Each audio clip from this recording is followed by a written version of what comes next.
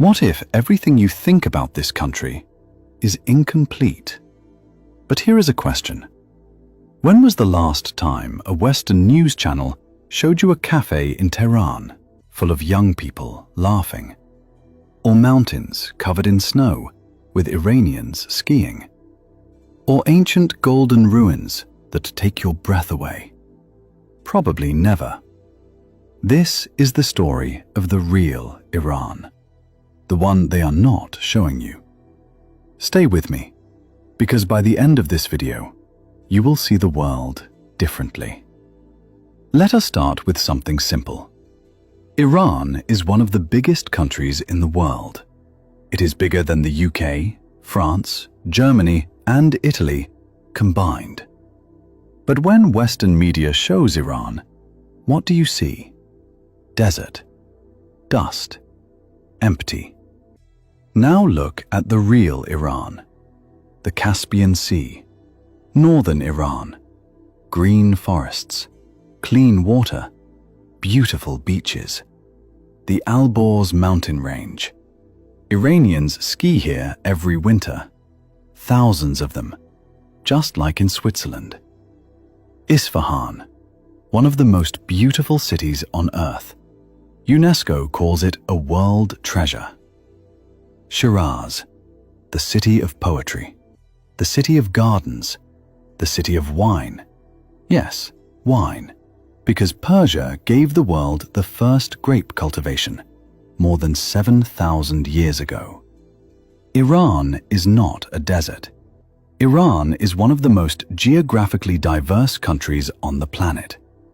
Mountains, forests, sea, islands, plains, and yes, some desert too. But that is not all it is. Here is something your history teacher probably never told you. Iran, or Persia as it was called for thousands of years, is one of the oldest civilizations on Earth. We are talking about 8,000 years of continuous history. Before Greece was great, before Rome was powerful, Persia was already there. And the Persian Empire, the Achaemenid Empire, was the largest empire the world had ever seen. At its height, it covered 3 continents. It stretched from modern-day India all the way to Egypt. It included 44% of the world's population at the time. No empire before it had ever been that large. But here is what makes it truly special. A small clay cylinder. You can see it today in the British Museum in London. It was written by Cyrus the Great, the founder of the Persian Empire, in the year 539 BC. And what did it say? It said that all people, regardless of their race, religion, or nationality, have the right to freedom. Historians call it the world's first Declaration of Human Rights. 2,500 years before the United Nations. 2,300 years before the American Declaration of Independence. In fact, the United Nations was so impressed by this document that a copy of it stands in the UN headquarters in New York today.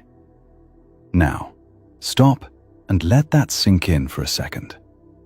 The country that Western media calls a threat to freedom was the first country in history to write down that humans have rights. Quick question for you. Before you watched this video, what did you know about Persian history? Write your answer in the comments below. I read every single one.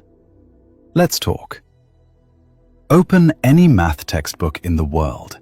You will find algebra. Do you know who invented it? A Persian mathematician named Muhammad ibn Musa al-Khwarizmi. He lived in the 9th century.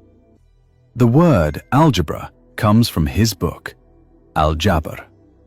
And the word algorithm, the most important word in computer science today, comes from the Latin version of his own name.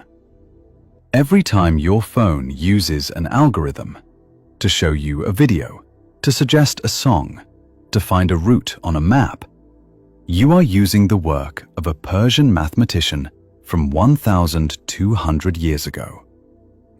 Now think about medicine. The man who wrote the first complete medical encyclopedia in history, the book that doctors in Europe used for 600 years, was a Persian physician named Ibn Sina. In the West, they call him Avicenna.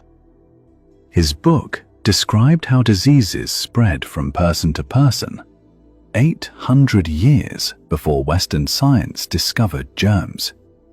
He described clinical trials, testing medicine on patients before using it widely, centuries before the modern scientific method existed. Today's medical system stands, in part, on the work of an Iranian. And there is more. The first windmill in history? Persia, 7th century. The first refrigerator? A Persian invention called the Yakhchal, built in 400 BC. It kept ice frozen in the middle of the desert. Chess? Introduced to the world through Persia. The Persian carpet, still considered the highest form of textile art in the world. Iran did not just survive for 8,000 years, it gave the world the tools it uses today. Western media has one image of Iran: angry crowds, black clothing, fire. But let me tell you who actually lives in Iran.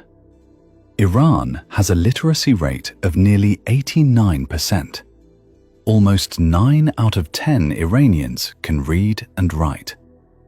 Among young people, between 15 and 24 years old, the literacy rate is 98%, higher than many European countries. Iran has more than 2,500 universities and higher education institutions. It produces more engineering graduates per year than most countries in the world.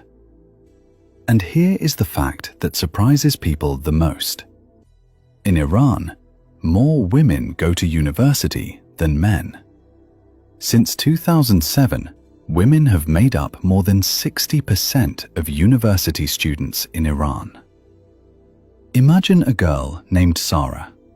She is 22. She lives in Tehran. She speaks 3 languages and is studying aerospace engineering. In the morning, she solves complex mathematical equations.